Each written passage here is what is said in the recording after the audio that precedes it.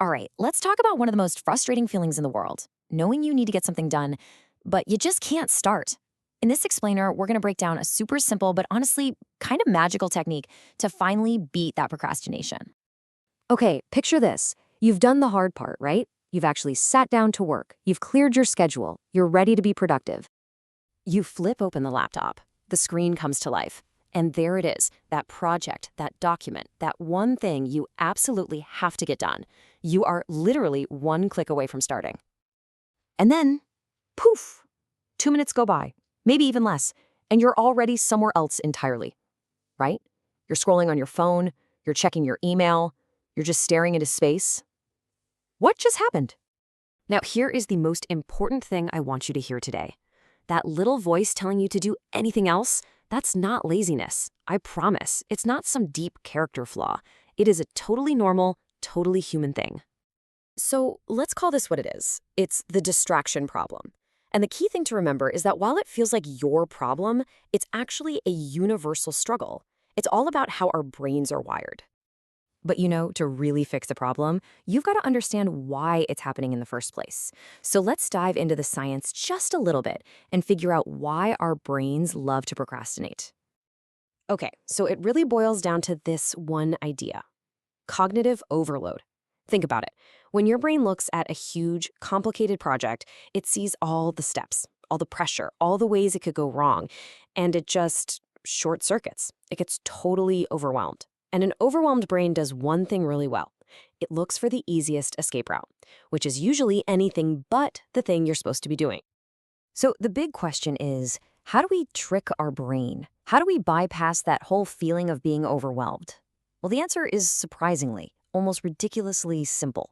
It's called the 5-minute method, and it's all about one thing: getting started right now. And honestly, it doesn't get any easier than this.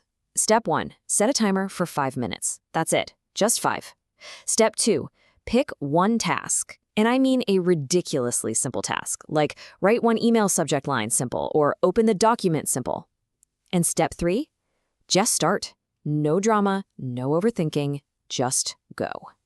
Okay, this right here is the absolute key to the whole thing. Listen closely. The goal is not to finish anything. You're not even trying to do a good job. The only, and I mean only, goal is to simply begin.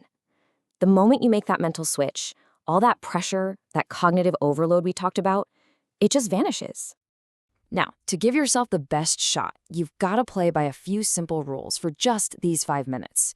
Rule 1, no phone, just put it out of sight.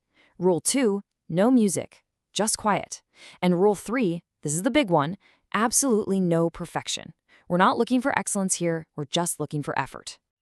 So why does this tiny little 5-minute trick work so well? What's the magic here? Well, it's because it completely flips the script on how we think motivation and focus actually work. You see, most of us go through life believing this myth, right? The myth is you need to feel focused before you can take action. You're waiting for motivation to strike. But the reality? It's the complete opposite. You need to take action to create focus. Action is the cause, not the effect. I'm going to say that again because it's so important. Focus isn't something you find or wait for. It's something you make. It's what happens after you start, not before. It's a result of just doing something, anything, no matter how small. All right, so that's all the theory, but theory is useless without practice, right? So now it's your turn. I'm giving you a challenge, a super simple one you can do like right after you finish listening to this. And what's the commitment? 5 minutes. That's it, 5. That is probably less time than you spent scrolling on your phone this morning. The barrier to trying this is practically 0. So here's the deal I'm making with you. Just try it. Pick a task you've been avoiding and give it 5 minutes. If it works, if you feel even a tiny bit of momentum, come back and tell us it worked. And if it doesn't, well, what's the worst that can happen? You've lost 5 minutes. That's it. And that, right there, is the whole point. Instead of losing a whole day, a whole afternoon, waiting for some magical feeling of focus to show up, you've only risked 5 minutes. You haven't lost the day. You've taken back a little bit of control. So my question for you is, what's the one small thing you're going to start for just 5 minutes right now?